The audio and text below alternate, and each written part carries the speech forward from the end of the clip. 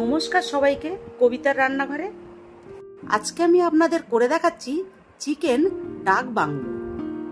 এইভাবে চিকেনের রেসিপিটি বানালে দারুণ খেতে হয় এবং খুব সহজেই এই রেসিপিটি আপনারা বানিয়ে ফেলতে পারবেন। চলুন তাহলে দেখে নিন রেসিপিটি।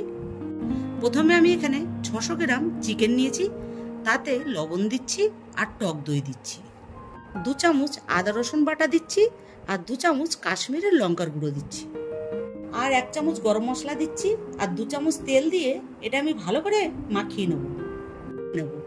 ম্যারিনেট করে মাংসটা আমি আধ ঘন্টার মতন রেখে দেব।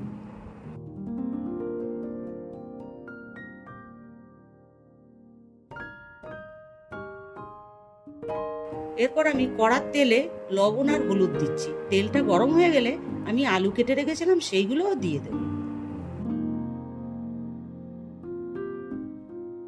আলুগুলো দিয়ে এটা আমি একটু ভেজে নেব।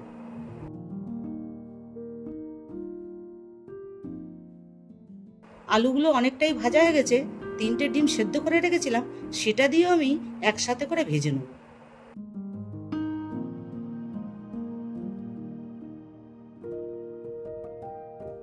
একসাথে সবগুলো ভাজা হয়ে গেছে, এরপর আমি তুলে নিচ্ছি।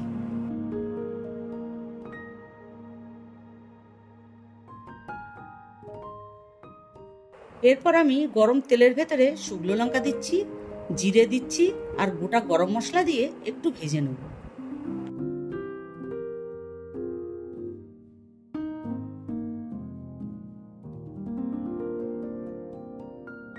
এটা ভাজা হয়ে গেছে। এরপর আমি 2টো পেঁয়াজ কেটে রেখেছিলাম, সেটাও দিয়ে দিচ্ছি, দিয়ে একটু লবণ দিয়ে আমি এটা ভেজে নেব।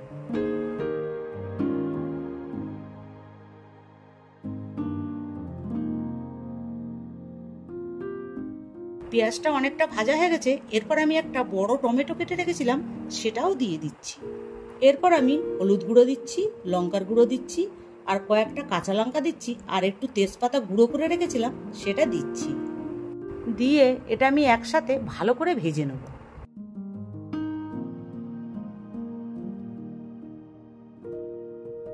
এটা ভাজা হয়ে গেছে, মশলা দিয়ে তেলও ছেড়ে দিয়েছে। এরপর আমি পরিমাণ মতন জল দিয়ে মশলার সাথে ভালো করে মিশিয়ে নেব। এরপর এটা চাপা দিয়ে দেবো। এটা ফুটে উঠলে তবে আমি চিকেনগুলো দিয়ে দেবো। এটা ফুটে উঠেছে। এরপর আমি ম্যারিনেট করা চিকেনে 1 চামচ ধনের গুঁড়ো, 1 চামচ জিরের গুঁড়ো দিয়ে মাখিয়ে নেব।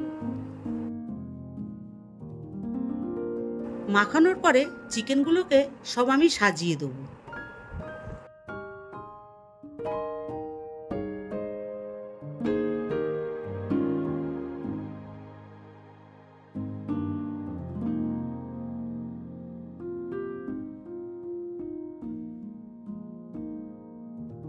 চিকেনের পিসগুলো দেওয়ার পরে আমি যে ডিম আর আলুটা ভেজে রেখেছিলাম সেটাও দিয়ে দিচ্ছি। দিয়ে এটা আমি চাপা দিয়ে দেবো। হাই ফ্লেমে 2 মিনিটের মতন হবে আর লো ফ্লেমে 15 মিনিটের মতন এটা হবে। 15 মিনিট হয়ে গেছে, রেসিপিটি কমপ্লিট হয়ে গেছে। এরপর আমি সামান্য গরম মশলা দিয়ে নেড়ে চেড়ে নামিয়ে দেবো। অনেকেই মটন খেতে পছন্দ করেন না আর একঘেয়ে চিকেনও খেতে পছন্দ করেন না, তো এইভাবে একবার চিকেন আপনারা করে খেয়ে দেখুন, যা খেতে খুবই ভালো লাগবে এবং মাঝে মাঝে করেও খেতে ইচ্ছা করবে। এই রেসিপিটি ভাত, রুটি, পরোটা, রাইসের সাথেও খুব ভালো লাগে। রেসিপিটি ভালো লাগলে লাইক, শেয়ার, কমেন্ট করবেন এবং নতুন নতুন রেসিপি দেখতে পাওয়ার জন্য অবশ্যই আমার চ্যানেলটিকে সাবস্ক্রাইব করবেন।